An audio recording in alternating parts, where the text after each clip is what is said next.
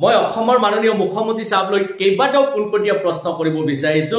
মাননীয় মুখ্যমন্ত্ৰী সাহেব, আপুনি অসমখন আগুৱাই নিয়াৰ বাবে অসমৰ মুখ্যমন্ত্ৰী হৈছে নে কাৰোবাৰ গৈনীয়েকৰ লগত কাজিয়া কৰাৰ কাৰণে অসমৰ মুখ্যমন্ত্ৰী হৈছে? আপুনি অসমৰ মাছ মাংসলৈ ৰাজনীতি কৰাৰ কাৰণে মুখ্যমন্ত্ৰী হৈছে নে সকলো জাতি জনগোষ্ঠীক একত্ৰিত কৰি অসমখন আগুৱাই নিয়াৰ কাৰণে মুখ্যমন্ত্ৰী হৈছে? আপুনি অসমখনক শৈক্ষিক ক্ষেত্ৰত আগুৱাই নিবৰ কাৰণে অসমৰ মুখ্যমন্ত্ৰী হৈছে নে অসমখনক জুৰুলা কৰি অসমৰ মানুহখিনিক মূৰ্খ কৰি তেখেতসকলক বিপথে পৰিচালিত কৰাৰ কাৰণে আপুনি মুখ্যমন্ত্ৰী হৈছে? মাননীয় মুখ্যমন্ত্ৰী সাহেব, আপুনি অসমৰ গড হয় নেকি? মাননীয় মুখ্যমন্ত্ৰী সাহেব, আপুনি অসমৰ সৃষ্টিকৰ্তা হয় নেকি যে আপুনি যিকোনো সিদ্ধান্ত ললেই অসমৰ জনসাধাৰণে সেইখিনি মানি ল'ব লাগিব?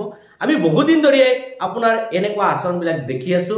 আপোনাৰ কিছুমান কাম ভাল নলগা নহয়, কিন্তু এনেকুৱা কিছুমান কাম আপুনি কৰি আছে যিবিলাক কামৰ দ্বাৰা হয়তো জনসাধাৰণ সদায় অস্থিৰ হৈ থাকিবলগীয়া হৈছে। আপুনি কেতিয়াবা কেতিয়াবা মাছক লৈ ৰাজনীতি কৰিছে, কেতিয়াবা কেতিয়াবা গো মাংসক লৈ ৰাজনীতি কৰিছে, কেতিয়াবা কেতিয়াবা আপুনি কাৰোবাৰ গৈনীয়েকক লৈ ৰাজনীতি কৰিছে, কেতিয়াবা কেতিয়াবা আকৌ আপুনি কোনোবা এটা শিক্ষা অনুষ্ঠানক লৈ ৰাজনীতি কৰিছে। আমি অতি দুখ পাইছো।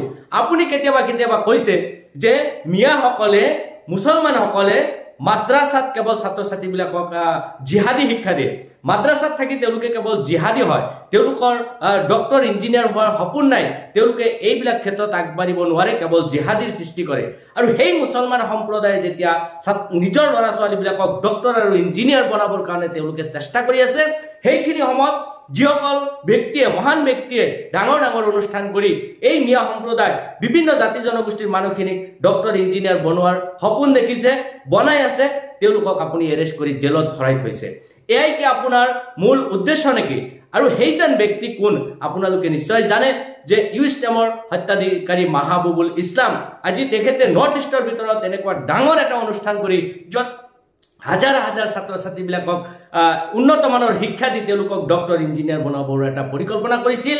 আৰু সেইজন মাহবুবুলৰ লগত আজি মাননীয় মুখ্যমন্ত্ৰী সাহেবে বছৰ বছৰ ধৰি লাগি আছে। তেখেতক কেনেকৈ ডিপ্ৰেশ্যন কৰিব পাৰে, তেখেতক কেনেকৈ সেই পদক্ষেপৰ পৰা দূৰলৈ আনিব পাৰে, তাৰ কাৰণে পদে পদে তেখেতক বিভিন্ন সমস্যাৰ সন্মুখীন হ'বলগীয়া কৰিছে।